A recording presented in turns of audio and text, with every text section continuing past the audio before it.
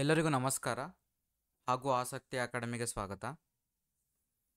So ಇವತ್ತು ನಾವು ಈ ಚಾಯ್ಸ್ 1, ಚಾಯ್ಸ್ 2, ಚಾಯ್ಸ್ 3, ಚಾಯ್ಸ್ 4 ಅಂದರೆ ಏನು ಮತ್ತು ಅದನ್ನು ಸೆಲೆಕ್ಟ್ ಮಾಡ್ಕೊಳ್ಳೋದಕ್ಕೂ ಮುಂಚೆ ನಿಮ್ಮ ಕೆಲವೊಂದು ವಿಚಾರಗಳಲ್ಲಿ ನೀವೊಂದು ಕ್ಲಾರಿಟಿ ಇರಬೇಕಾಗತ್ತೆ. ಸೊ ಯಾವ ವಿಚಾರಗಳು ನಿಮಗೆ ಕ್ಲಾರಿಟಿ ಇರಬೇಕು ಅನ್ನೋದ್ರ ಬಗ್ಗೆ ಮತ್ತು ಈ ಚಾಯ್ಸಸ್ ಅಂದರೆ ಏನು ಅನ್ನೋದ್ರ ಬಗ್ಗೆ ಕಂಪ್ಲೀಟಾಗಿ ಡಿಸ್ಕಷನ್ ಮಾಡೋಣ. ಅದಕ್ಕೂ ಮುಂಚೆ ನನ್ನ ಚಾನಲ್ಗೆ ನೀವು ಹೊಸಬರಾಗಿದ್ದರೆ ದಯವಿಟ್ಟು ಸಬ್ಸ್ಕ್ರೈಬ್ ಮಾಡ್ಕೊಳ್ಳಿ, ಹಾಗೆ ಈ ವಿಡಿಯೋನ ಲೈಕ್ ಮಾಡಿ, ಎಲ್ಲರಿಗೂ ಶೇರ್ ಮಾಡಿ. ಇದು ಎಲ್ಲರಿಗೂ ಉಪಯುಕ್ತವಾದಂಥ ಮಾಹಿತಿ. ನೀವು ನೋಡಿ ನಿಮಗೆ ಇಷ್ಟ ಆದರೆ ದಯವಿಟ್ಟು ಎಲ್ಲರಿಗೂ ಶೇರ್ ಮಾಡಿ, ಹಾಗೆ ಲೈಕ್ ಮಾಡೋದನ್ನು ಮರಿಬೇಡಿ. ಸೊ ಈಗ ಆಲ್ರೆಡಿ ನಿಮಗೆ ಗೊತ್ತಿದೆ, ಈಗ ಫಸ್ಟ್ ರೌಂಡಿನ ರಿಸಲ್ಟ್ಸನ್ನು ಬಿಟ್ಟಿದ್ದಾರೆ.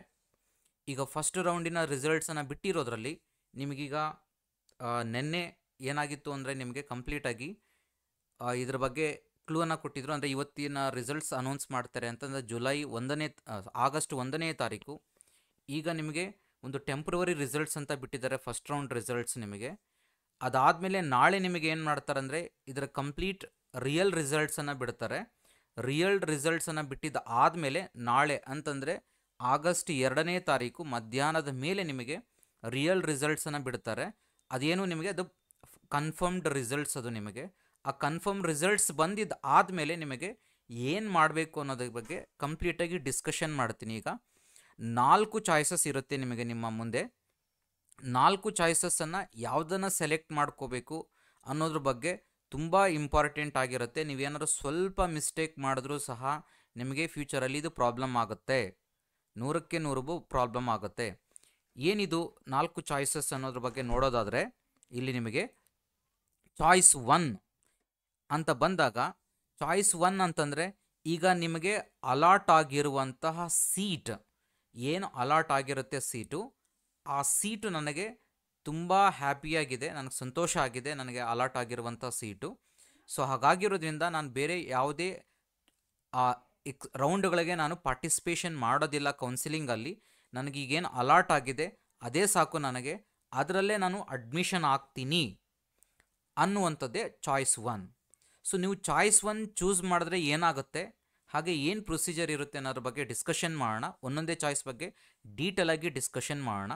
ಈಗ ಚಾಯ್ಸ್ 1 ನೀವು ಸೆಲೆಕ್ಟ್ ಮಾಡಿದ್ರೆ ಏನಾಗುತ್ತೆ ಅಂದರೆ, ಈಗ ನಿಮಗೆ ಏನು ಅಲಾಟೆಡ್ ಕಾಲೇಜ್ ಇರುತ್ತೆ ಅದು ನಿಮಗೆ ಸೀಟ್ ಅದೇನಾಗುತ್ತೆ ಕನ್ಫರ್ಮ್ ಆಗಿ ನಿಮಗೆ ಪೇಮೆಂಟ್ ಚಲನ್ ಡೀಟೇಲ್ಸ್ ಜನ್ರೇಟ್ ಆಗುತ್ತೆ. ಮತ್ತೆ ಹೇಳ್ತಿದ್ದೀನಿ, ನೀವು ಚಾಯ್ಸ್ 1 ಯಾವಾಗ ಸೆಲೆಕ್ಟ್ ಮಾಡಬೇಕು ಅಂತಂದರೆ ನಿಮಗೇನು ಅಲಾಟ್ ಆಗಿರುತ್ತೆ ಕಾಲೇಜು, ನನಗೆ ಇದೇ ಕಾಲೇಜು ಸಾಕು, ನನಗೆ ಅಲಾಟ್ ಆಗಿರುವ ಕಾಲೇಜು ಅಂತ ಅನ್ನೋರಿಗೆ ನಾನಿನ್ನು ಇದಕ್ಕೆ ಅಡ್ಮಿಷನ್ ಆಗ್ತೀನಿ ಅನ್ನುವಂತಹ ಸ್ಟೂಡೆಂಟ್ಸು ಚಾಯ್ಸ್ 1ನ ಸೆಲೆಕ್ಟ್ ಮಾಡಿದಾಗ ನಿಮಗೆ ಒಂದು ಚಲನ್ ಜನ್ರೇಟ್ ಆಗುತ್ತೆ.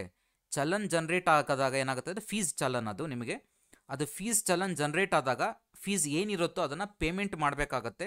ನಿಮಗೆ 2 ಆಪ್ಷನ್ ಇರುತ್ತೆ, ಒಂದು ಆಫ್ಲೈನ್ ಪೇಮೆಂಟು, ಇನ್ನೊಂದು ಆನ್ಲೈನ್. ಆಫ್ಲೈನ್ ಅಂತಂದರೆ ರೆಸ್ಪೆಕ್ಟಿವ್ ಬ್ಯಾಂಕ್ ಏನಿರುತ್ತೆ ಆ ಬ್ಯಾಂಕ್ನಲ್ಲಿ ಹೋಗಿ ನೀವು ಫೀಸ್ ಪೇಮೆಂಟನ್ನು ಮಾಡಿದ್ರೆ ನಿಮಗೆ, ಅಥವಾ ಆನ್ಲೈನ್ ಪೇಮೆಂಟು ಆಪ್ಷನ್ ಕೊಟ್ಟಿರ್ತಾರೆ.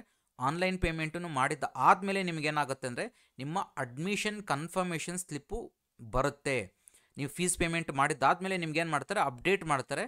ಫೀಸ್ ನಿಮಗೆ ಆದಮೇಲೆ ಅಡ್ಮಿಷನ್ ಕನ್ಫರ್ಮೇಷನ್ ಸ್ಲಿಪ್ ಅಂತ ಒಂದು ಬರುತ್ತೆ, ಅದು ನೀವು ಡೌನ್ಲೋಡ್ ಮಾಡ್ಕೋಬೇಕಾಗತ್ತೆ. ಬರುತ್ತೆ, ಇದು ನೀವು ಫೀಸ್ ಪೇಮೆಂಟ್ ಮಾಡಿದ್ದ ಆದಮೇಲೆ ಬರುತ್ತೆ, ಅದು ನಿಮಗೆ ಅಡ್ಮಿಷನ್ ಕನ್ಫರ್ಮೇಷನ್ ಸ್ಲಿಪ್ ಅಂತ ಬರುತ್ತೆ. ಅಲ್ಲಿಗೆ ಏನಾಗುತ್ತೆ ಅಂದರೆ ನಿಮ್ಮ ಅಡ್ಮಿಷನ್ ಆಯಿತು. ನೆಕ್ಸ್ಟ್ ಡೈರೆಕ್ಟಾಗಿ ಏನು ಮಾಡಬೇಕು ಅಂದರೆ ಆ ಅಡ್ಮಿಷನ್ ಕನ್ಫರ್ಮೇಷನ್ ಸ್ಲಿಪ್ಪನ್ನು ಡೌನ್ಲೋಡ್ ಮಾಡಿಕೊಂಡು ಅದ್ರ ಜೊತೆಗೆ ನಿಮಗೆ ಅಲ್ಲೇ ಏನು ಮಾಡಿರ್ತಾರೆ ಅಂದರೆ ನೀವು ಯಾವ್ಯಾವ ಡಾಕ್ಯುಮೆಂಟ್ಸನ್ನು ಸಬ್ಮಿಟ್ ಮಾಡಬೇಕು, ಎಲ್ಲಿ ಸಬ್ಮಿಟ್ ಮಾಡಬೇಕು ಅಂದರೆ ಕಾಲೇಜಲ್ಲಿ ಸಬ್ಮಿಟ್ ಮಾಡಬೇಕಾಗತ್ತೆ. ನಾನು ಆಲ್ರೆಡಿ ಒಂದು ಲಾಸ್ಟ್ ವಿಡಿಯೋ ಮಾಡಿದ್ದೆ ನಿಮಗೆ ಪ್ರಾಬಬಲ್ ನೀವೇನೆಲ್ಲ ಡಾಕ್ಯುಮೆಂಟ್ಸನ್ನು ರೆಡಿ ಮಾಡಿ ಇಟ್ಕೋಬೇಕು ಅಂತ ಅನ್ನೋದ್ರ ಬಗ್ಗೆ ನಾನು ವಿಡಿಯೋ ಮಾಡಿದ್ದೀನಿ. ಸೊ ಹಾಗಾಗಿರೋದ್ರಿಂದ ನಿಮಗೆ ಆ ಎಲ್ಲ ಡಾಕ್ಯುಮೆಂಟ್ಸ್ ನಿಮಗೆ, ಫಾರ್ ಎಕ್ಸಾಂಪಲ್ ನಿಮಗೆ ಕನ್ನಡ ಮೀಡಿಯಂ ಕೋಟಾದಲ್ಲಿ ಸೀಟ್ ಕ್ಲೈಮ್ ಆಗಿರುತ್ತೆ ಅಂತ ಅಂದ್ಕೊಳ್ಳಿ.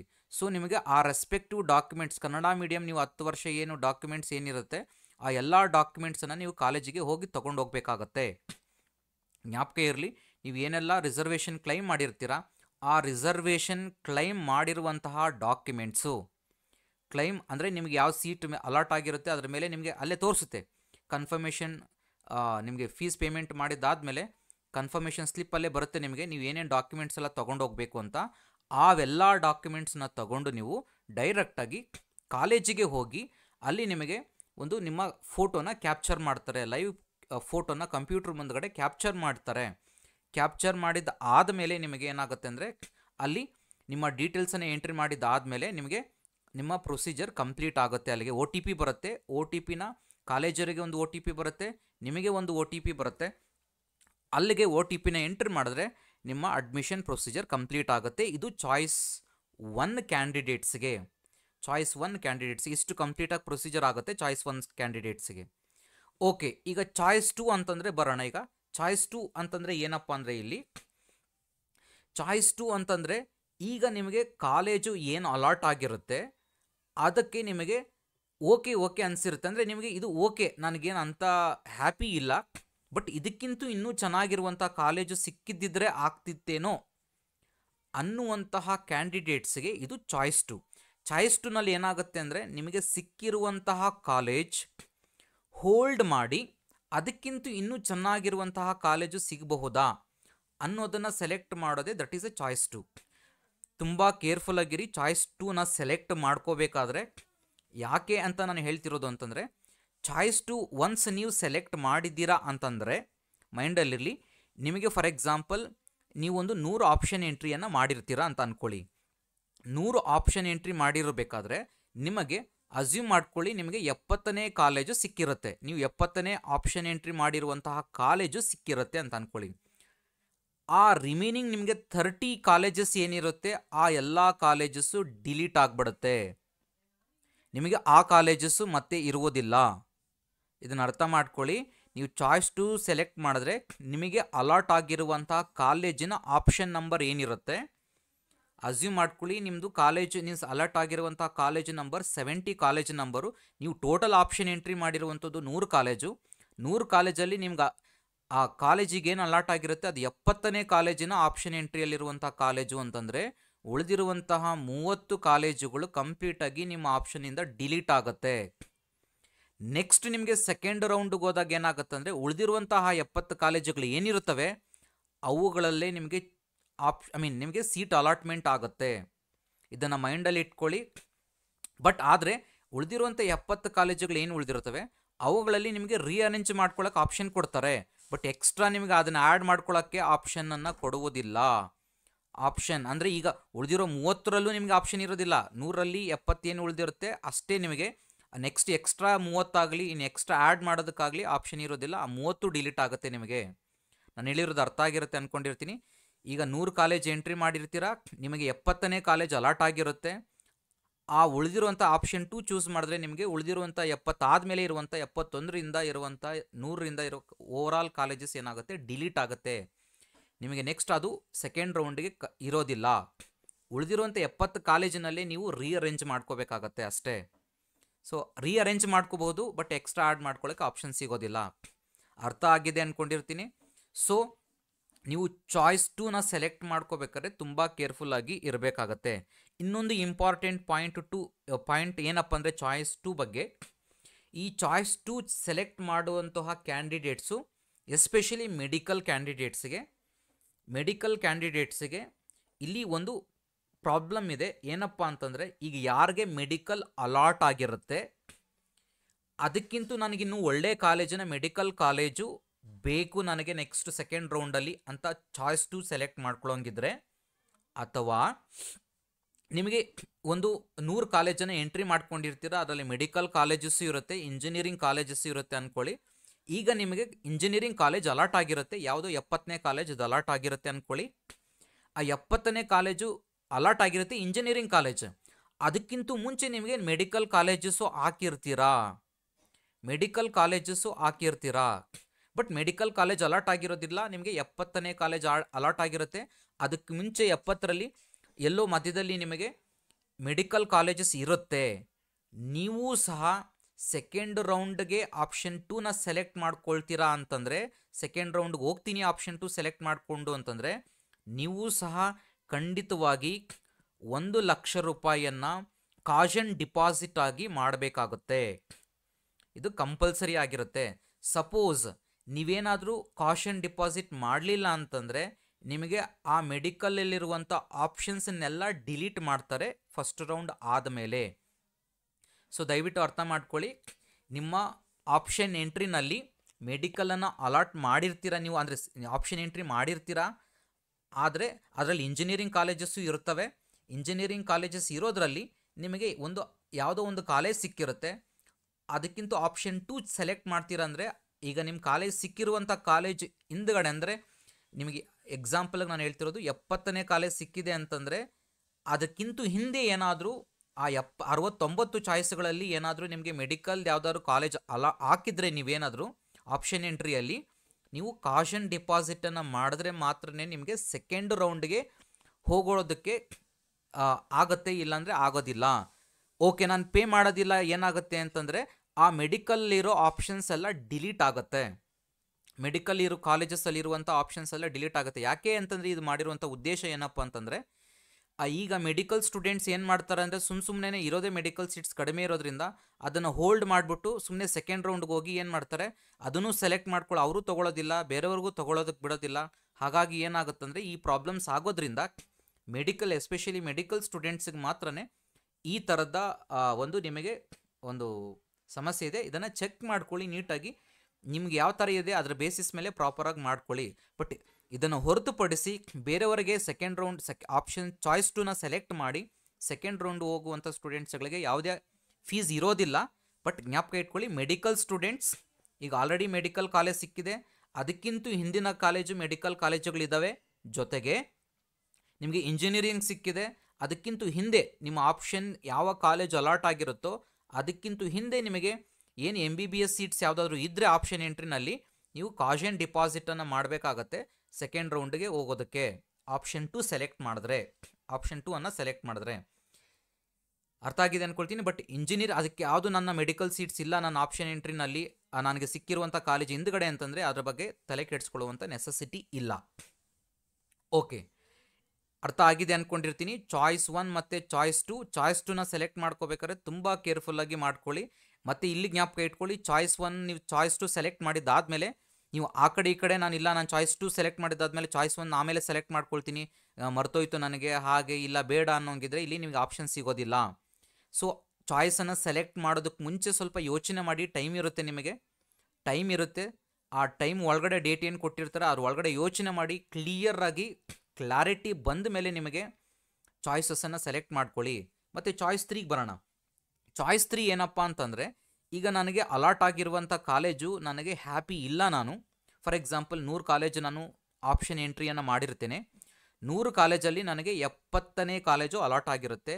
ನನಗೆ ಅದು ಇಷ್ಟ ಇಲ್ಲ. ನನಗೆ ಆ ಇಷ್ಟ ಇಲ್ಲ, ನಾನು ಡೈರೆಕ್ಟಾಗಿ ಏನು ಮಾಡ್ತೀನಿ, ಸೆಕೆಂಡ್ ರೌಂಡ್ಗೆ ಹೋಗ್ತೀನಿ. ಆ ಕಾಲೇಜು ಬೇಡ ನನಗೆ, ಈಗ ಅಲಾಟ್ ಆಗಿರುವಂಥ ಕಾಲೇಜೇ ಬೇಡ ನನಗೆ, ಸೆಕೆಂಡ್ ರೌಂಡ್ಗೆ ಹೋಗ್ತೀನಿ ಅನ್ನುವಂಥ ಕ್ಯಾಂಡಿಡೇಟ್ಸು ನೀವು ಆಪ್ಷನ್ 3ಅನ್ನು ಚೂಸ್ ಮಾಡ್ಕೋಬೋದು. ಮತ್ತು ಇದರಲ್ಲಿ ಏನಪ್ಪ ಅಂದರೆ ಒಂದು ಪಾಯಿಂಟ್ ಏನಪ್ಪ ಅಂದರೆ, ನೀವು ಆಪ್ಷನ್ 3ನ ಸೆಲೆಕ್ಟ್ ಮಾಡಿದ್ರೆ ನಿಮಗೆ ಏನು ಅಲಾಟ್ ಆಗಿರುತ್ತೆ ಆ ಕಾಲೇಜು ನಿಮ್ಮ ಲಿಸ್ಟಿಂದ ಡಿಲೀಟ್ ಆಗುತ್ತೆ. ಅದು ಒಂದು ಕಾಲೇಜ್ ಮಾತ್ರ ಡಿಲೀಟ್ ಆಗುತ್ತೆ. ಈಗ ಅಬ್ಸರ್ವ್ ಮಾಡ್ಕೊಳ್ಳಿ, ನೀವೊಂದು 500 ಆಪ್ಷನ್ ಎಂಟ್ರಿಯನ್ನು ಮಾಡಿರ್ತೀರಾ, ನಿಮಗೆ 70ನೇ ಕಾಲೇಜು ಸಿಕ್ಕಿರುತ್ತೆ. ನಿಮಗೆ ಅಲ್ಲಿ ಅಲಾಟ್ ಆಪ್ಷನ್ ಎಂಟ್ರಿಯಲ್ಲಿ ಮಾಡಿರುವಂಥ 70ನೇ ಕಾಲೇಜ್ ಸಿಕ್ಕಿರುತ್ತೆ. 500 ಆಪ್ಷನ್ ಎಂಟ್ರಿ ಮಾಡಿರ್ತೀರಾ.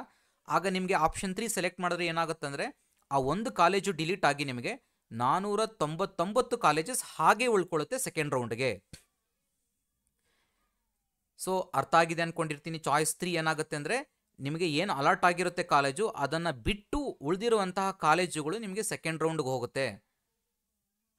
ಓಕೆ, ಅರ್ಥ ಆಗಿದೆ ಅಂದ್ಕೊಂಡಿರ್ತೀನಿ. ಮತ್ತು ಚಾಯ್ಸ್ 4 ಏನಪ್ಪ ಅಂತಂದರೆ, ಈ ಕೌನ್ಸಿಲಿಂಗ್ ಪ್ರೋಸೆಸ್ಸಿಂದ ನನಗೆ ಯಾವ ಕಾಲೇಜು ಅಲಾಟ್ ಆಗಿರೋ ಕಾಲೇಜು ಬೇಡ, ನನಗೆ ಯಾವುದು ಬೇಡ, ಈ ಕೌನ್ಸಿಲಿಂಗ್ ಪ್ರೋಸೆಸ್ಸೇ ಬೇಡ, ನನಗೆ ಕಾಲೇಜ್ ಅಲಾಟ್ ಆಗಿರೋದು ಬೇಕಾಗಿಲ್ಲ, ನನಗೆ ಯಾವುದು ಬೇಡ ಅನ್ನೋರನ್ನ ಬೇಕಾದ್ರೆ ಎಕ್ಸಿಟ್ ಆಗ್ಬೋದು. ಈ ಕೌನ್ಸಿಲಿಂಗ್ ಪ್ರೋಸೆಸ್ಸಿಂದ ಅವ್ರಿಗೆ ಚಾಯ್ಸ್ 4. ಯೂಶಲಿ ಯಾರು ಎಕ್ಸಿಟ್ ಆಗ್ತಾರೆ ಅಂತಂದರೆ, ಈಗ ನೀವು ಯಾರೋ ಮ್ಯಾನೇಜ್ಮೆಂಟ್ ಸೀಟಲ್ಲಿ ಜಾಯ್ನ್ ಆಗಿರ್ತೀರಾ, ಅಥವಾ ಇಂಜಿನಿಯರಿಂಗ್ ಯಾವುದೋ ಮ್ಯಾನೇಜ್ಮೆಂಟ್ ಸೀಟಲ್ಲಿ ಜಾಯ್ನ್ ಆಗಿರ್ತೀರಾ, ಅಥವಾ ನಿಮ್ಗೆ ಯಾವುದೋ ಒಂದು IIT ಸಿಕ್ಕಿರ್ಬೋದು, ಅಥವಾ NIT ಸಿಕ್ಕಿರ್ಬೋದು, ಅಥವಾ MCCನಲ್ಲಿ ಸೀಟ್ ಸಿಕ್ಕಿರ್ಬೋದು. ಸೊ ಅಂಥವ್ರು ಏನು ಮಾಡ್ತಾರೆ, ಯೂಶಲಿ ಚಾಯ್ಸ್ 4ಅನ್ನು ಚೂಸ್ ಮಾಡ್ಕೊಳ್ತಾರೆ. ಯಾಕಂದರೆ ಆಲ್ರೆಡಿ ಸೀಟ್ ಸಿಕ್ಕಿರುತ್ತೆ, ನನಗೆ ಈ ಕೌನ್ಸಿಲಿಂಗ್ ಪ್ರೋಸೆಸ್ ಏನು ನೆಸೆಸಿಟಿ ಇಲ್ಲ, ನನಗೆ ಯಾವ ಕಾಲೇಜು ಬೇಡ ಈ KCETನಲ್ಲಿ ಅನ್ನುವಂಥವ್ರು ಚಾಯ್ಸ್ 4ಅನ್ನು ಚೂಸ್ ಮಾಡಿಕೊಂಡು ಫಿಟ್ ಆಗ್ಬೋದು. ಬಟ್ ಇಲ್ಲೊಂದು ಸ್ವಲ್ಪ ಪಾಯಿಂಟ್ ಇದೆ, ಜ್ಞಾಪಕ ಇಟ್ಕೊಳ್ಳಿ. ಚಾಯ್ಸ್ 3, ಚಾಯ್ಸ್ 4 ಯಾರು ಸೆಲೆಕ್ಟ್ ಮಾಡಿರ್ತೀರಾ, ನಿಮಗೊಂದು ಸ್ವಲ್ಪ ಅಡ್ವಾಂಟೇಜ್ ಇದೆ. ಏನಪ್ಪ ಅಂತಂದರೆ, ನೀವು ಕೊನೆಯವರೆಗೂ, ಅಂದರೆ ನಿಮಗೆ ಏನು ಲಾಸ್ಟ್ ಡೇಟ್ ಕೊಟ್ಟಿರ್ತಾರೆ, ನೀವು ಚಾಯ್ಸಸ್ಸನ್ನು ಸೆಲೆಕ್ಟ್ ಮಾಡ್ಕೋಬೇಕು ಅಂತ ಅಂದ್ಬಿಟ್ಟು ಆ ಲಾಸ್ಟ್ ಡೇಟಿನವರೆಗೂ ನೀವು ಚಾಯ್ಸ್ 3 ಚಾಯ್ಸ್ 4 ಸೆಲೆಕ್ಟ್ ಮಾಡಿದ್ದಾದಮೇಲೆ ನಿಮಗೆ ಚಾಯ್ಸ್ 1 ಅಥವಾ 2ನ ಸೆಲೆಕ್ಟ್ ಮಾಡ್ಕೊಳ್ಳೋಕ್ಕೆ ಆಪ್ಷನ್ ಇರುತ್ತೆ. ಅಂದರೆ ಜ್ಞಾಪಕ ಇಟ್ಕೊಳ್ಳಿ, ಒಂದು ಸರಿ ಮಾತ್ರನೇ ನೀವು ಸೆಲೆಕ್ಟ್ ಮಾಡ್ಕೊಳ್ಳೋಕ್ಕಾಗತ್ತೆ. ಈಗ ನೀವು ಚಾಯ್ಸ್ 3 ಸೆಲೆಕ್ಟ್ ಮಾಡ್ಕೊಂಡಿರ್ತೀರಾ, ಸ್ವಲ್ಪ ಯೋಚನೆ ಮಾಡ್ತೀರಾ, ಇಲ್ಲ ನನಗೆ ಯಾಕೋ ಚಾಯ್ಸ್ 1 ಅದೇ ಕಾಲೇಜಸ್ ಸಾಕು, ನಾನು ಅಡ್ಮಿಷನ್ ಆಗ್ಬಿಡ್ತೀನಿ ಅಂದ್ಬಿಟ್ಟು ಚಾಯ್ಸ್ 1 ಸೆಲೆಕ್ಟ್ ಮಾಡಿದ್ದೀರಾ ಅಂದರೆ ಅಲ್ಲಿಗೆ ಮುಗೀತು. ನೆಕ್ಸ್ಟ್ ನೀವು ಇನ್ನು ಬೇರೆ ಆಪ್ಷನ್ಸನ್ನು ಸೆಲೆಕ್ಟ್ ಮಾಡ್ಕೊಳ್ಳುವಂಥ ಚಾಯ್ಸ್ ಇರೋದಿಲ್ಲ ನಿಮಗೆ. ಅರ್ಥ ಆಗಿದೆ ಅಂದ್ಕೊಂಡು. ಮತ್ತು ಚಾಯ್ಸ್ 4 ಸ್ಟೂಡೆಂಟ್ಸ್ಗೂ ಇರುತ್ತೆ ಇದು ನಿಮಗೆ. ಅಂದರೆ ಯಾವ್ದಾದ್ರು ಒಂದು ಚಾಯ್ಸ್ 1 ಅಥವಾ ಚಾಯ್ಸ್ 2 ಸೆಲೆಕ್ಟ್ ಮಾಡ್ಕೊಳ್ಳೋಕ್ಕೆ ಅಥವಾ ಚಾಯ್ಸ್ 3 ಸೆಲೆಕ್ಟ್ ಮಾಡ್ಕೊಳ್ಳೋಕ್ಕೆ ನೆಕ್ಸ್ಟ್ ಆಪ್ಷನ್ ಫರ್ದರ್ ಆಪ್ಷನ್ ಇರುತ್ತೆ ನಿಮಗೆ. ಎಲ್ಲಿವರೆಗೂ ಅಂತಂದರೆ ನಿಮಗೆ ಆ ಡೇಟ್ ಏನು ಕೊಟ್ಟಿರ್ತಾರೆ ನಿಮಗೆ, ಈ ಡೇಟಿನ ಒಳಗಡೆ ನೀವು ಚಾಯ್ಸನ್ನು ಸೆಲೆಕ್ಟ್ ಮಾಡಬೇಕು ಅಂತ, ಆ ಡೇಟಿನ ಒಳಗಡೆವರೆಗೂ ನೀವು ಇರುತ್ತೆ. ಅದಾದಮೇಲೆ ನಿಮಗೆ ಯಾವುದೇ ಆಪ್ಷನ್ಸ್ ಇರೋದಿಲ್ಲ. ಸೊ ತುಂಬ ಕೇರ್ಫುಲ್ಲಾಗಿ ಇದನ್ನು ಚೂಸ್ ಮಾಡ್ಕೊಳ್ಳಿ. ಚಾಯ್ಸ್ 3 ಮತ್ತು ಚಾಯ್ಸ್ 4ಅನ್ನು ಸೆಲೆಕ್ಟ್ ಮಾಡುವಂಥವ್ರು, ನಿಮಗೆ ಕೌನ್ಸಿಲಿಂಗ್ ಬೇಡ ಅನ್ನೋವಂಥವ್ರು ಚಾಯ್ಸ್ 4ಅನ್ನು ಸೆಲೆಕ್ಟ್ ಮಾಡಿಕೊಂಡು ಸ್ಟಿಲ್ ನಿಮ್ಗೇನಾದರೂ ಮನಸ್ಸು ಬದಲಾಯಿಸಿದರೆ, ಇಲ್ಲ ನಾನು ಯಾಕೋ ಇಲ್ಲ ಈ ಕಾಲೇಜ್ ತೊಗೋಬೋದಲ್ವ ನಾನು ಅಂತ ಏನಾದರೂ ಇದ್ದರೆ ನಿಮಗೆ ಚಾಯ್ಸ್ 1 ಚಾಯ್ಸ್ 2ನಲ್ಲಿ ಯಾವ್ದು ಬೇಕಾದ್ರೂ ಸೆಲೆಕ್ಟ್ ಮಾಡ್ಕೋಬೋದು. ಬಟ್ ಓನ್ಲಿ ಒಂದು ಸರಿ ಸೆಲೆಕ್ಟ್ ಮಾಡಿದ್ಮೇಲೆ ಮುಗಿಯುತ್ತೆ. ಮತ್ತು ಜ್ಞಾಪಕ ಇರಲಿ, ಆ ಕೊಟ್ಟಿರುವಂತಹ ಡೇಟ್ ಒಳಗಡೆ ನೀವು ಮಾಡಬೇಕಾಗತ್ತೆ. ನೀವು ಸುಮ್ಮನೆ ನಿಧಾನಕ್ಕಿದ್ಬಿಟ್ಟು ಅದಾದಮೇಲೆ ಸ್ವಲ್ಪ ದಿನ ಆದಮೇಲೆ ಸರ್ ನಾನು ನೋಡಲಿಲ್ಲ, ನನಗೆ ಗೊತ್ತಾಗಲಿಲ್ಲ, ನಾನು ಸೆಲೆಕ್ಟ್ ಮಾಡಿಬಿಟ್ರೆ ಅಂದರೆ ನಿಮ್ಗೆ ಯಾವುದೇ ಚೇಂಜ್ ಮಾಡ್ಕೊಳ್ಳುವಂಥ ಆಪ್ಷನ್ಸ್ ಇರೋದಿಲ್ಲ. ಇಲ್ಲಿ ನಿಮಗೆ ಮಿಸ್ಟೇಕ್ಸನ್ನು ಕರೆಕ್ಟ್ ಮಾಡ್ಕೊಳ್ಳುವಂಥ ಆಪ್ಷನ್ಸ್ ಇರೋದಿಲ್ಲ. ಸೊ ಸೆಲೆಕ್ಟ್ ಮಾಡ್ಕೊಳ್ಳೋದಕ್ಕೆ ಮುಂಚೆನೇ ತುಂಬ ಕೇರ್ಫುಲ್ಲಾಗಿ ಯೋಚನೆ ಮಾಡಿ ಚಾಯ್ಸ್ 1 ಸೆಲೆಕ್ಟ್ ಮಾಡಬೇಕಾ ಅಥವಾ ಚಾಯ್ಸ್ 2 ಸೆಲೆಕ್ಟ್ ಮಾಡಬೇಕಾ ಅಥವಾ ಚಾಯ್ಸ್ 3 ಸೆಲೆಕ್ಟ್ ಮಾಡಬೇಕಾ ಅನ್ನೋದ್ರ ಬಗ್ಗೆ ಕೇರ್ಫುಲ್ಲಾಗಿ ಯೋಚನೆ ಮಾಡಿ. ಅಟ್ಲೀಸ್ಟ್ ಚಾಯ್ಸ್ 3 ಸೆಲೆಕ್ಟ್ ಮಾಡಿದ್ಮೇಲೆ ನಿಮಗೆ ಇನ್ನೊಂದು ಸರಿ ಆ ಡೇಟಿನ ಒಳಗಡೆ ಮುಗಿಯೋದ್ರ ಒಳಗಡೆ ನಿಮಗೆ ಚಾಯ್ಸ್ 1 ಅಥವಾ ಚಾಯ್ಸ್ 2 ಎರಡರಲ್ಲೊಂದು ಚೂಸ್ ಮಾಡ್ಕೊಳ್ಳೋ ಆಪ್ಷನ್ ಇರುತ್ತೆ. ಬಟ್ ಜ್ಞಾಪಕ ಇಟ್ಕೊಳ್ಳಿ, ಚಾಯ್ಸ್ 1 ಅಥವಾ ಚಾಯ್ಸ್ 2 ಸೆಲೆಕ್ಟ್ ಮಾಡಿದ್ದೀರಾ ಅಂದಮೇಲೆ ನಿಮಗೆ ಯಾವುದೇ ಬದಲಾವಣೆ ಮಾಡುವಂತಹ ಚಾನ್ಸಸ್ ಇರೋದಿಲ್ಲ, ನಿಮಗೆ ಯಾವುದೇ ಆಪ್ಷನ್ಸ್ ಇಲ್ಲ ನಿಮಗೆ. ಸೊ ಸ್ವಲ್ಪ ಕೇರ್ಫುಲ್ಲಾಗಿ ಯೋಚನೆ ಮಾಡಿ ನಿಮಗೆ ಯಾವ ರೀತಿ ಡಿಸ್ಕಷನ್ ಮಾಡ್ಕೊಳ್ಳಿ ಪೇರೆಂಟ್ಸ್ ಜೊತೆ ಅಥವಾ ಬೇರೆಯವ್ರ ಜೊತೆ ಡಿಸ್ಕಷನ್ ಮಾಡಿ ನಿಮಗೆ ಫೈನಲ್ ಕನ್ಕ್ಲೂಷನ್ಗೆ ಬಂದಿದ್ದ ಆದಮೇಲೆ ಚಾಯ್ಸಸ್ಸನ್ನು ಸೆಲೆಕ್ಟ್ ಮಾಡಿ. ನೀವು ಸೆಲೆಕ್ಟ್ ಮಾಡಿದ್ದ ಆದಮೇಲೆ ಡಿಸ್ಕಷನ್ ಮಾಡ್ಕೊಳಕ್ಕೆ ಹೋಗಬೇಡಿ, ಯೋಚನೆ ಮಾಡೋದಕ್ಕೆ ಹೋಗಬೇಡಿ.